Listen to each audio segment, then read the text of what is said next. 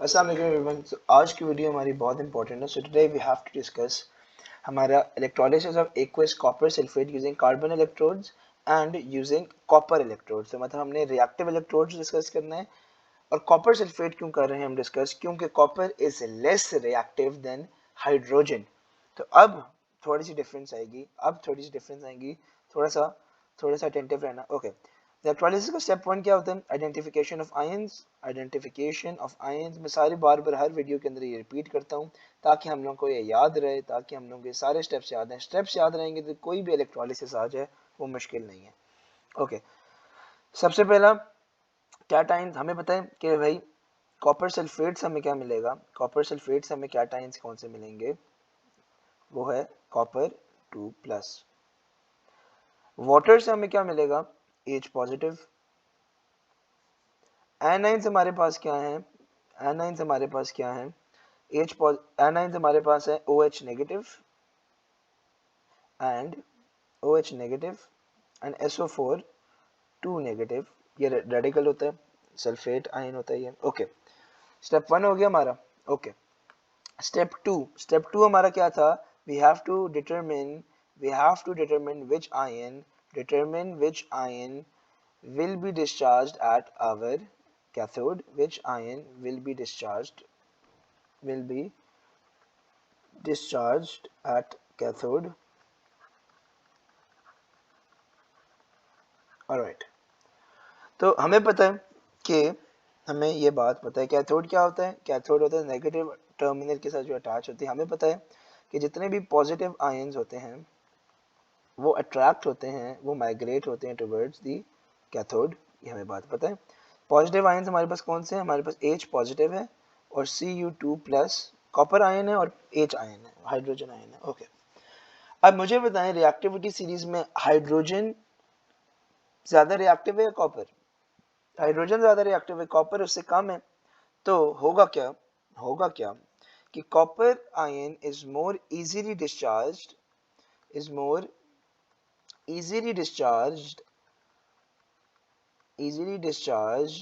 over H positive ion. मैंने आप लोगों को ये क्या बात बताई थी पिछली वीडियो में? नोट मैंने बना के लिखा था इधर। ये मैंने नोट क्या बनाया था? मैंने कहा था कि in dilute electrolysis if no copper और silver ion is present. Silver हमारे कोर्स में इतना नहीं पूछता, कॉपर ज्यादा पूछता है, कॉपर हमारा पूछता है। If no copper ion is present we will always have the same half reaction at cathode and anode. लेकिन इस केस के अंदर कॉपर आयन हमारा इन्वॉल्व है। कॉपर हमारे हाइड्रोजन से कम रिएक्टिव है। मैंने आप लोगों को इधर क्या बात बताई थी कि as we go down the group हमने क्या कहा था? ये है potassium, sodium, calcium, magnesium, aluminium, zinc, iron, lead, hydrogen, copper. तो हमने क्या कहा था?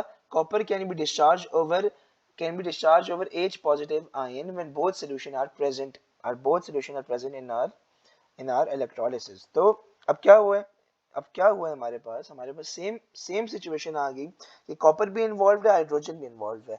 तो कॉपर हमारा हाइड्रोजन से ज्यादा इजीली डिस्चार्ज हो जाएगा।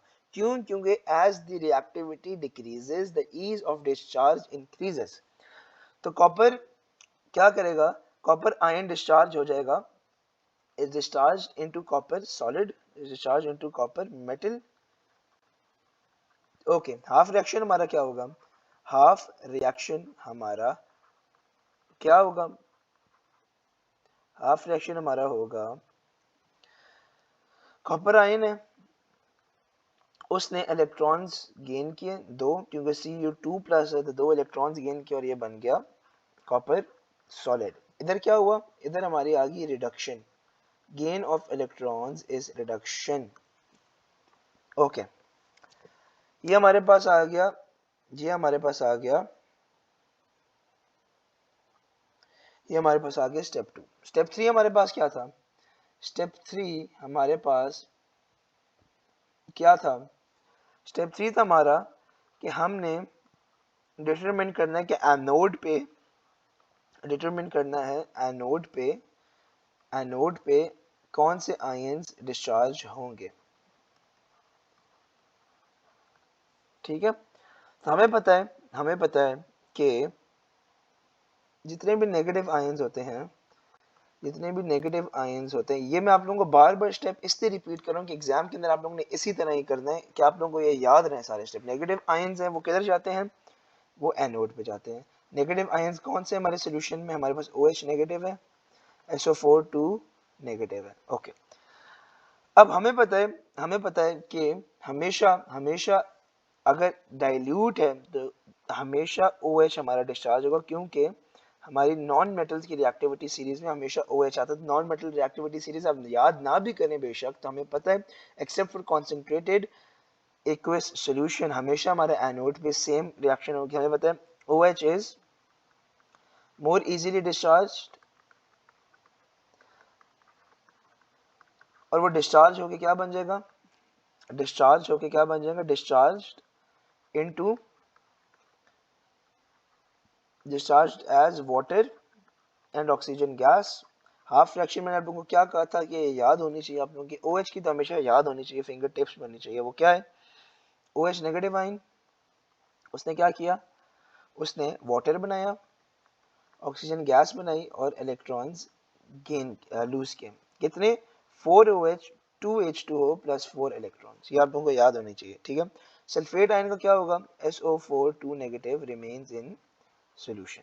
ओके, यहाँ तक हमारे पास बात हो गई। अब यहाँ पे अब ओवरऑल क्या होगा, ओवरऑल इस सॉल्यूशन के अंदर, ओवरऑल इस इलेक्ट्रोलिसिस के अंदर क्या क्या हुआ, ओवरऑल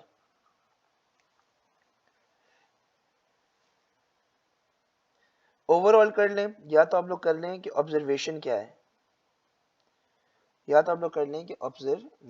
ओवरऑल कर लें या ऑब्जर्वेशन कह रहे हैं कि अब होगा क्या, मतलब हम लोग ने क्या ऑब्जर्व किया इसे पूरे इलेक्ट्रोलिसिस, ऑब्जर्वेशन ऑफ क्या है, इलेक्ट्रोलिसिस ऑफ कॉपर सल्फेट और ये किस चीज का है, copper sulphate using carbon electrodes, मतलब कि इनर्ट अनरिएक्टिव। ओके, तो हमें क्या पता चला, हमें ये पता चला सबसे पहली बात कि जो कॉपर है, द कॉपर मेटल जो है वो डिस्चार्ज हुआ, discharged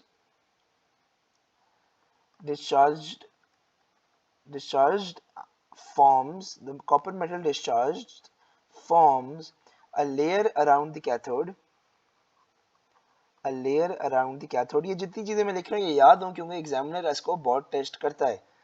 अब होगा क्या, द कॉन्सेंट्रेशन ऑफ Cu2 मतलब के copper ions in the solution decreases as reaction proceeds। और आखिरी चीज जो मैं लिखने वाला हूँ ये बहुत इंपॉर्टेंट है, क्योंकि ये हमें टेस्ट करता है इसकी electrolysis of copper sulfate using carbon electrodes and electrolysis of copper sulfate using copper electrodes, इसमें फर्क क्या होता है। So the intensity of blue color decreases, copper हमारे पास ब्लू कलर में होता है तो ब्लू कलर इसकी डिक्रीज होती है, डिक्रीजेस। तो ये हम लोगों ने याद करना है, ये हमारा electrolysis of copper sulphate using carbon electrodes. Okay, electrolysis of aqueous copper sulphate using copper electrodes. तो ये बेसिकली अभी जो हमारा जो ये है ना, इसको हम लोग कहते हैं इलेक्ट्रोलिसिस यूजिंग रिएक्टिव इलेक्ट्रोड्स। ये रिएक्टिव इलेक्ट्रोड्स हैं, क्यों, क्योंकि ये रिएक्ट करेंगे हमारे इलेक्ट्रोलिसिस के अंदर, ये इनर्ट नहीं है, they are no longer inert. ठीक है, they are no longer inert. जरा प्यारा सा कर लेना, रिएक्टिव इलेक्ट्रोड्स, बॉक्स बना लेते हैं, सर्कल कर लेते हैं। Okay, never mind. Alright, sorry, alright, let's get it in. Okay, electrolysis of aqueous copper sulphate using copper electrodes. तो सबसे पहला स्टेप हमारा हमेशा सेम रहता है। स्टेप 1 क्या है हमारा? Identification of ions. हमें पता है कैटायंस कौन से हैं। मैं जरा जल्दी से पेश करूं क्योंकि मैंने सिर्फ फर्क बताने हैं। कैटायंस क्या है? कॉपर आयन और हाइड्रोजन आयन। एनायंस क्या हमारे पास? सल्फेट आयन, SO4 2 नेगेटिव और OH नेगेटिव। ये हमारे पास आ गया हमारे कैटायंस एनायंस। स्टेप 2 मैंने क्या कहा था? स्टेप 2 मैंने कहा था कि होता है कि कौन सा आयन डिस्चार्ज होगा, कौन सा आयन डिस्चार्ज होगा एट कैथोड। तो हमें पता है कि पॉजिटिव आयंस जो हैं वो माइग्रेट करते हैं, अट्रैक्ट होते हैं टुवर्ड्स कैथोड। पॉजिटिव हमारे पास क्या है? कॉपर और हाइड्रोजन। कॉपर ज्यादा इजीली डिस्चार्ज हो जाएगा, सो copper will be discharged over hydrogen. और ये क्या होगा? रिडक्शन होगी। कॉपर ने क्या किया? तो होगा क्या? कॉपर ने क्या किया? कॉपर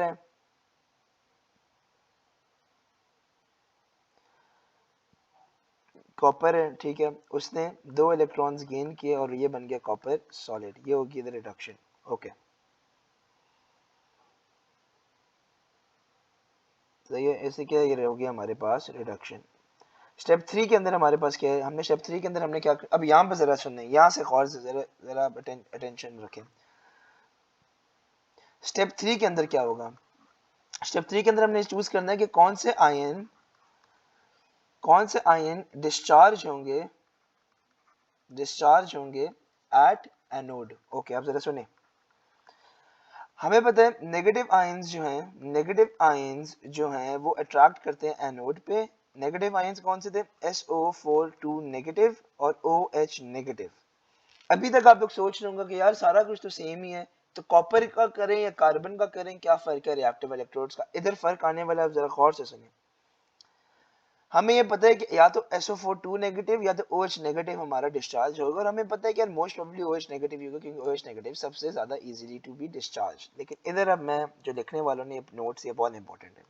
हाउएवर, अब कॉपर एनोड पार्टिसिपेट कर रहा है। However the copper anode is participating or participates in the electrolysis process.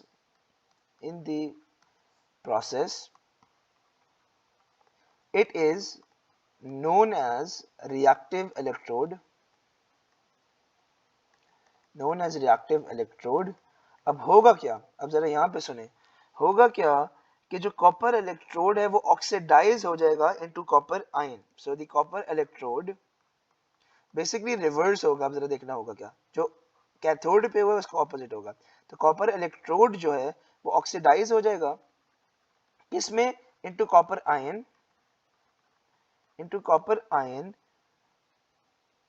which enters the electrolyte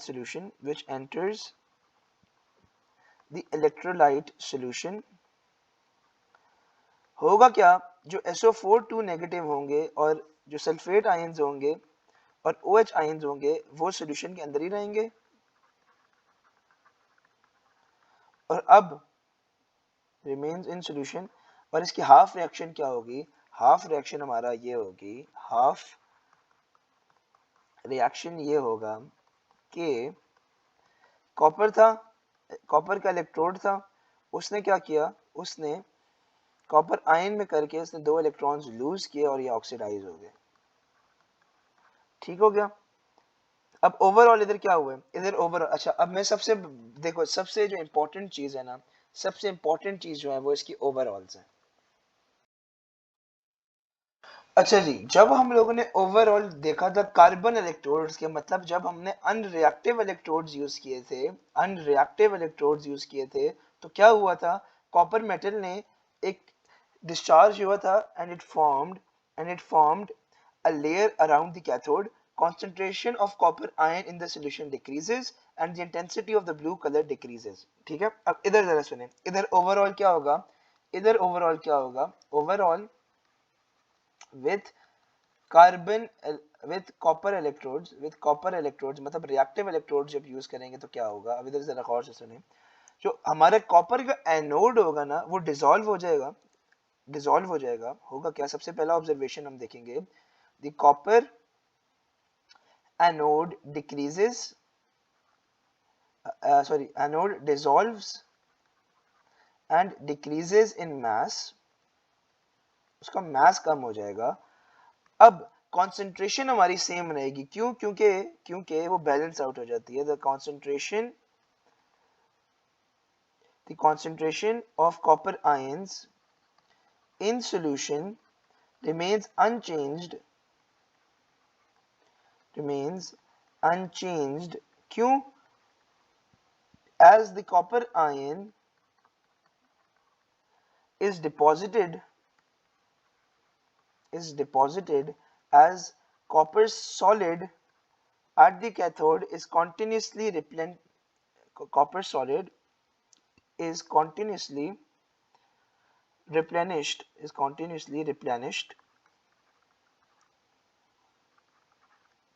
replenished by the anode,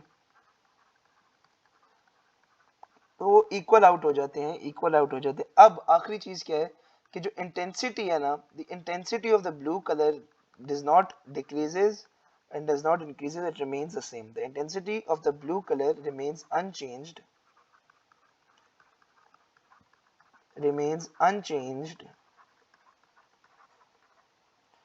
until the anode disappears. अब मेरी जो बात सुने, ये जो मैंने 2 स्टार करके पॉइंट्स लिखे हैं ना, और ये कंसंट्रेशन वाला भी इंपॉर्टेंट है, until the anode disappears, बल्कि पूरा ही इंपॉर्टेंट है। ये जो है ना, ये दो, इन दोनों के जो ओवरऑल्स हैं, ये सबसे ज्यादा, अगर कॉपर और कार्बन इलेक्ट्रोड्स के अंदर जो सबसे ज्यादा पूछा जाता है ना, वो यही है कि ओवरऑल क्या फर्क आता है। ये आप लोगों ने अपना याद करना बहुत जरूरी है कि जब हम लोगों ने कार्बन इलेक्ट्रोड्स यूज किए, जब हमने इनर्ट इलेक्ट्रोड्स यूज किए, जब हमने अनरिएक्टिव इलेक्ट्रोड्स यूज किए, तो concentration of the copper ion in the solution decrease हो रही है।